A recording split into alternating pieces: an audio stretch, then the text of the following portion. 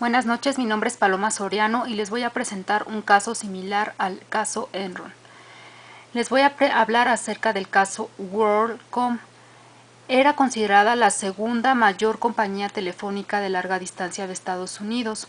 Fue creada en la década de los 90 por Bernard Evers. Esta compañía contaba con sedes en Carolina del Norte y Ámsterdam. Mantenía más de 300 oficinas en 65 países de Europa, América y Asia, y sus redes alcanzaban alrededor de 100.000 kilómetros por todo el mundo.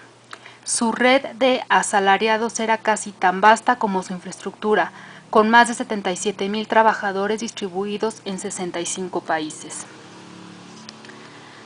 Pese a su rápido crecimiento y su alto poder en el mercado, la empresa se ve envuelta en una serie de acusaciones por mal manejo de sus cuentas contables.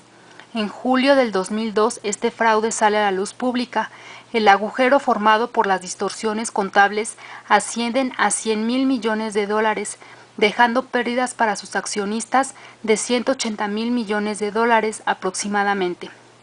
La controversial caída de WorldCom llevó a quien sería su fundador, Bernard, a cumplir una condena de 25 años, sellando con esto el mayor fraude contable de la historia de las telecomunicaciones.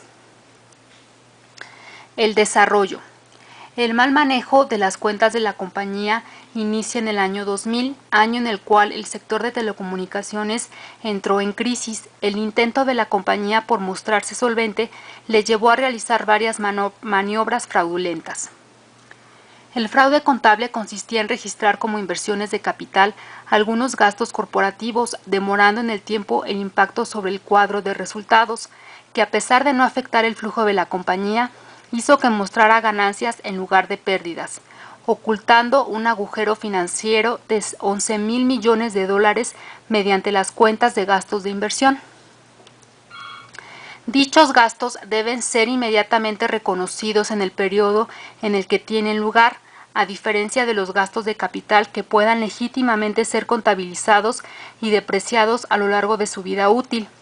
La mala interpretación de estos gastos por parte de WorldCom originó una inflación artificial de sus ingresos netos y de sus beneficios brutos, beneficios antes de intereses, impuestos, depreciación y amortización. WorldCom se declaró en bancarrota el 21 de julio del 2002 tras revelar que había manipulado las cuentas y que había tenido pérdidas durante 3 años, en que los que había declarado beneficios. La deuda ascendía a $41.000 millones. La acusación pública sostuvo que aquella conspiración fue motivada por la presión de los bancos que ejercían sobre Evers, a quien había prestado $400 millones con garantía en acciones de la empresa.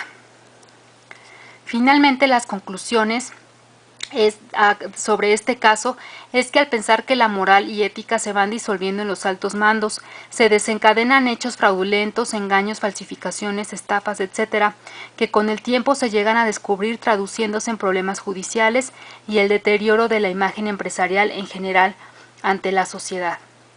La ética de cada persona y los negocios deben ir de la mano para poder asegurar buenos resultados a futuro para cualquier organización. Cuando no existe este vínculo, entonces ocurre un caos o un desequilibrio en el modo de proceder frente a dilemas empresariales del día a día.